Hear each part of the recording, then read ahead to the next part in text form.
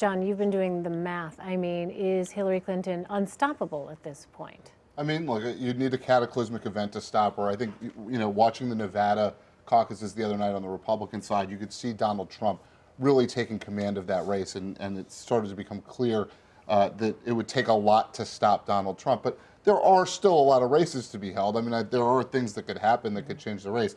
If it continues on anything along the lines that it looks like right now, she'll be the nominee. Yeah, yeah.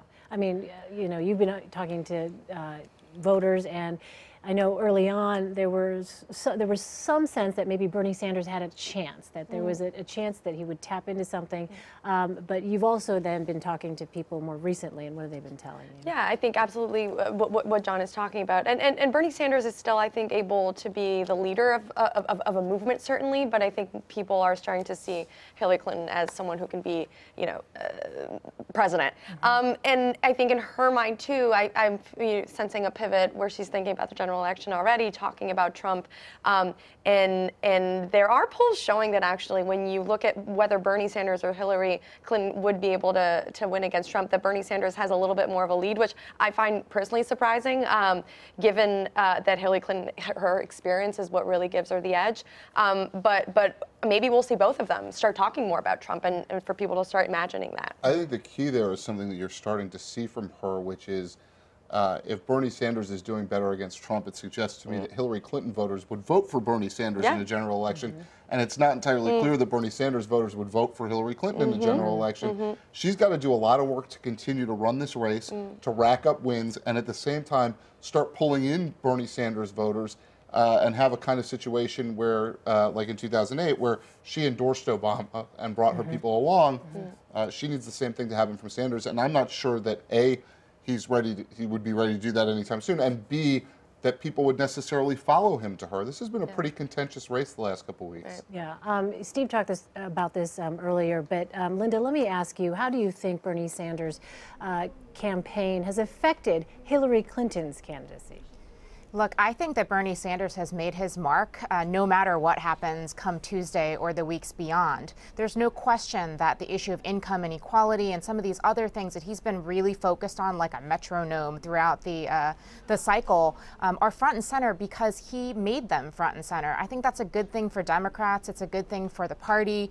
And it's good for Hillary Clinton in the long run to have really focused on some of these things that are clearly important to people and being very focused on the things that matter at the kitchen table. I think that's ultimately going to help her, and he's made his mark no matter what happens. Yeah, I mean, John, you were saying too, I mean, some of the rhetoric was different in this speech compared to what we had heard from Hillary Clinton earlier, and you think that's a direct result of having campaigned against Bernie Sanders? I think she's got the liberty right now to look at what's going to bring Democratic voters together, bring them together against Republicans, and perhaps start to bring in Bernie Sanders. You heard her audience, it wasn't huge applause, but gave applause for Bernie Sanders.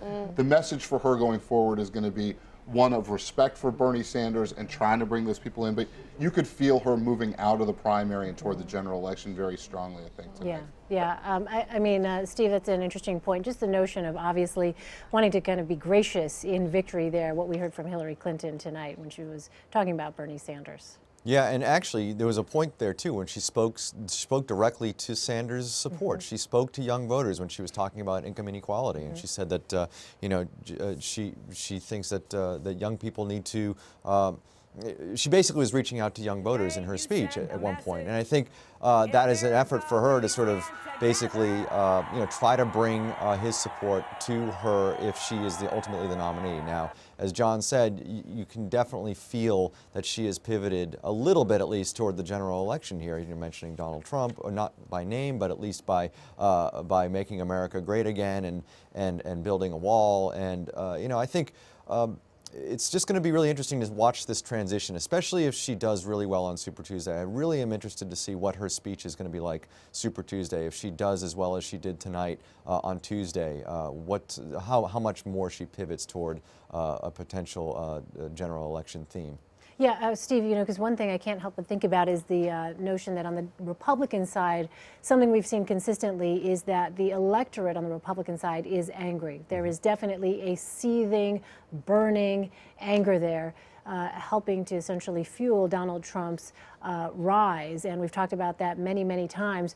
But tonight, as has been pointed out, a very different message from Hillary Clinton trying to be inclusive and talking about exactly the opposite of building walls, talking about knocking down, breaking down barriers. Yeah, it'll be fascinating to watch if she's the nominee and Trump is the nominee on the Republican side. I'm really, really interested to see, because we're talking about independents here, right? And so Trump is bringing in a lot of independents who are upset with how the system is working.